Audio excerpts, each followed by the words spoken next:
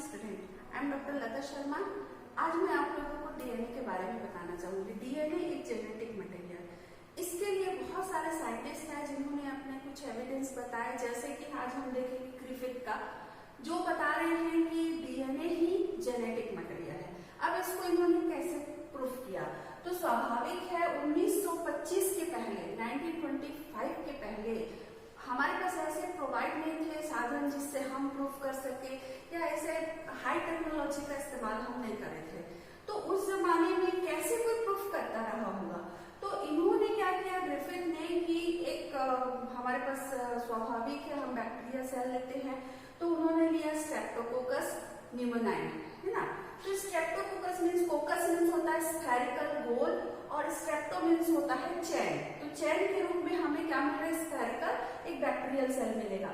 तो इसमें इन्होंने क्या किया कि एक एक्सपेरिमेंट किया जाए, जो एक्सपेरिमेंट हमने किस पे लिया? माइस पे लिया। अब हमारे जो माइस थे उस पर इन्होंने एक्सपेरिमेंट करना स्टार्ट किया। तो जो हमारा स्ट्रेप्टोकोकस था, ये क्या कॉज करता है? तो निमोनाई जो होता है ये एक प्रकार से निमोनिया को कॉज करता है। तो ये मालूम था कि एक बीमारी ये पैदा करता है सेल में आने के बाद। तो एक्सपेरिमेंट इन्होंने किया माइस पे। तो इन्होंने क्या किया, एक बैक्टीरियल कॉलोनी इन्होंने डेवलप किया। उस बैक्टीरियल कॉलोनी को म्यूको पॉलीसैकेराइड से क्या किया गया? फ्यूजन किया गया। तो उससे क्या निकलता है? एक एस स्ट्रेन निकलता है, साइनी स्ट्रेन, जिसको उन्होंने क्या नाम दिया? S strain. अब ये कैसा था? स्वाभाविक इसके ऊपर पॉलीसैकेराइड का एक वो था, कवरिंग था, जिसकी वजह से ये कैसा था? साइनी था। दूसरा इन्होंने लिया एक रफ सरफेस वाला स्ट्रेन। अब रफ सरफेस क्यों बोला गया? क्योंकि इसमें म्यूकोपॉलीसैकेराइड की लेयर नहीं थी। तो जो साइनी सरफेस था वो कैसा था? वायरुलेंट था। मतलब क्या हुआ? ये डिजीज कॉज कर सकता था। मतलब क्या होता है कि यह इसके अंदर कैसी प्रॉपर्टी थी? डिजीज कॉज करने की प्रॉपर्टी थी, ठीक है। पर जो दूसरा स्ट्रेन था, जिसको हमने आर स्ट्रेन कहा, इन्होंने क्या कहा कि ये वायरुलेंट है, मतलब ये डिजीज कॉज नहीं करता है। अब ये इन्होंने दो प्रॉपर्टी वाले क्या ले लिए? स्ट्रेन ले लिए। इन्होंने कहा कि अब हमें इसको एक्सपेरिमेंट करना है। अब इनका एक्सपेरिमेंट स्टार्ट होता है। इस एक्सपेरिमेंट में इन्होंने क्या कहा? अब हमें मालूम है कि एक्सपेरिमेंट करने के लिए हमें एस स्ट्रेन और दूसरा आर स्ट्रेन लेना है। तो इन्होंने पहला एक्सपेरिमेंट किया जिसमें इन्होंने एस स्ट्रेन को इसको इंजेक्ट किया माइस पे। जब माइस पे इन्होंने इंजेक्ट किया तो देखा रिजल्ट क्या आया? माइस क्या थी? डिजीज कॉज हो गया, तो उसकी वजह से उसकी क्या हो गई? डेथ हो गई। पहला इन्होंने एक्सपेरिमेंट किया जिसमें माइस क्या हो गई? डेथ हो गई। दूसरा एक्सपेरिमेंट इन्होंने किया जिसमें जो आर स्ट्रेन वाले थे, रफ सरफेस वाले स्ट्रेन थे, बैक्टीरियल कॉलोनी थी, जिसको उन्होंने क्या किया? इंजेक्ट किया माइस पे। तो इन्होंने क्या देखा? ये जीवित हुई। ऐसे चूहे जिसमें आर स्ट्रेन को इंजेक्ट किया गया, तो ऐसे चूहे क्या हुए? जीवित अवस्था में आए। फिर तीसरा इन्होंने कहा कि इसका मतलब क्या हुआ कि हमारा आर स्ट्रेन जो था वो एवायरुलेंट था, और जो हमारा एस स्ट्रेन था ये वायरुलेंट था, जिसकी वजह से चूहे मर गए। तीसरा इन्होंने क्या किया? जो एस स्ट्रेन था, एस स्ट्रेन को इन्होंने क्या किया? बॉइल कर दिया। तो इन्होंने क्या किया? हीट किया, और जिसकी वजह से किल्ड हो गए बैक्टीरिया। क्या हो गए? बैक्टीरिया किल्ड हो गए। मतलब क्या किया इन्होंने? एक टेस्ट ट्यूब लिया, टेस्ट ट्यूब में इन्होंने क्या डाला? इस एस स्ट्रेन वाले बैक्टीरिया को डाल दिया, जिसकी वजह से इसमें जो इसकी, जैसे हम एक बैक्टीरिया सेल लेते हैं जिसके अंदर ये डीएनए होता है, और ये बाहर का जो होता है इसको हम क्या बोलते हैं? कैप्सिड बोलते हैं। ये कैप्सिड बना किसका होता है? प्रोटीन का, ठीक है। और इसके अंदर भी ये क्या है? एक डीएनए है। अब इन्होंने क्या किया कि इसको टेस्ट ट्यूब में बॉइल किया। बॉइल करने से क्या हुआ? इसके बैक्टीरिया किल हो गए, मर गए। अब उसकी वजह से क्या होता है? अब इसको इन्होंने क्या किया? इंजेक्ट कराया। इसको इन्होंने क्या किया? इंजेक्ट कराया माइस पे। तो माइस क्या हुई?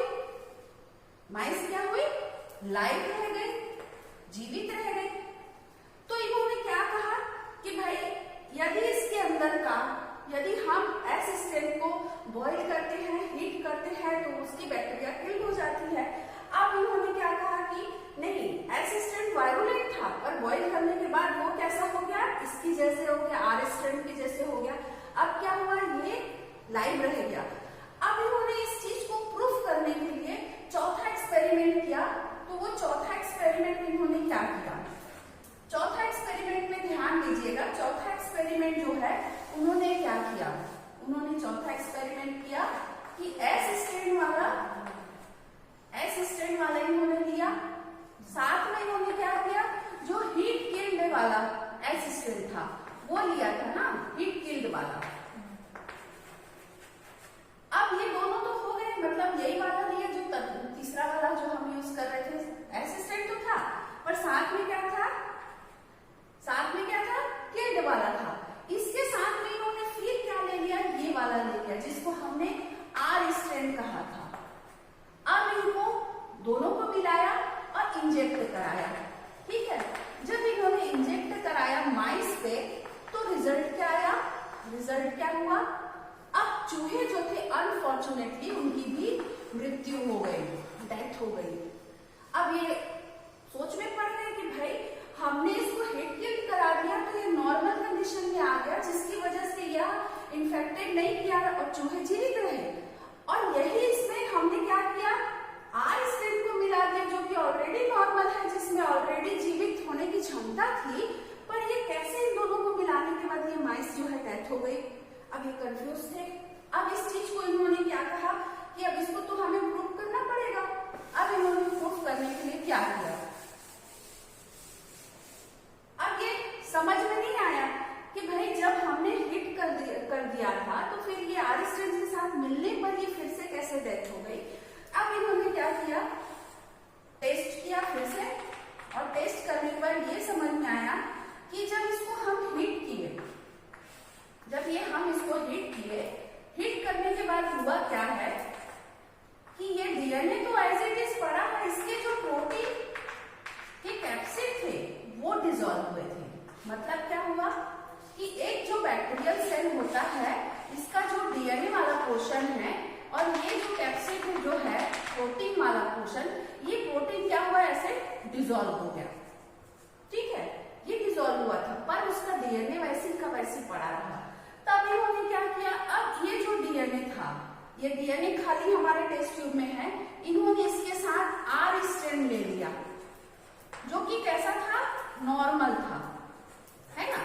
तो ये जो नॉर्मल वाला आर स्ट्रैंड लिया जो ऑलरेडी ए वायरुलेंट था, इन्होंने इन दोनों को जब मिलाया तो इसका जो बैक्टीरियल सेल था, इसमें जो डीएनए था, इसके साथ ये एंट्री करता है और ये डायरेक्ट किसके साथ एंट्री किया, ये आर स्ट्रैंड वाला है, इसके साथ इन्होंने एंट्री कर लिया।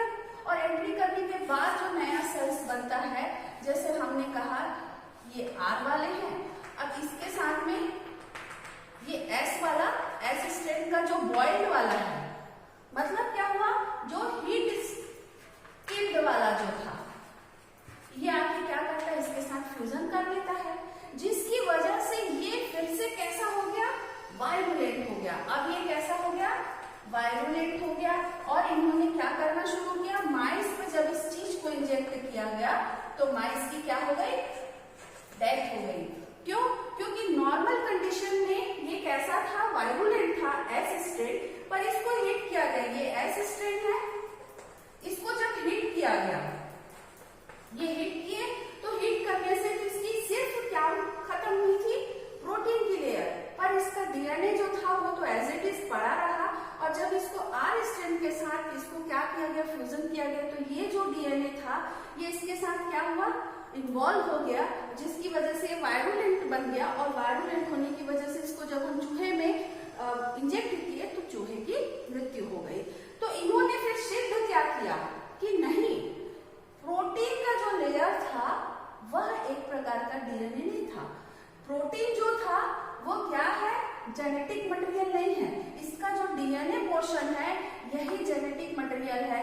तो इन्होंने क्या सिद्ध कहा कि हमारा जो डीएनए पोर्शन है वही एक जेनेटिक मटेरियल की तरह कार्य करता है, प्रोटीन नहीं करता है। तो एक एविडेंस इन्होंने क्या बताया कि डीएनए या प्रोटीन, इन डीएनए ही क्या है, एक जेनेटिक मटेरियल के तौर पे है।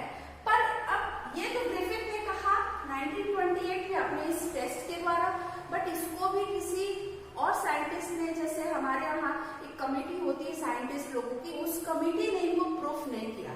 और ना ही इन्होंने कहा कि नहीं ये आपका टेस्टिंग, या तो ये यहाँ पे उन्होंने कहा कि आपने हिट किया, कोई जरूरी नहीं है कि ये डीएनए ही बचा था, यहाँ पर प्रोटीन के भी पार्ट्स हो सकते हैं जो यहाँ जाके इनके साथ कंटामिनेटेड हुए होंगे और वायरुलेंट कर दिए होंगे।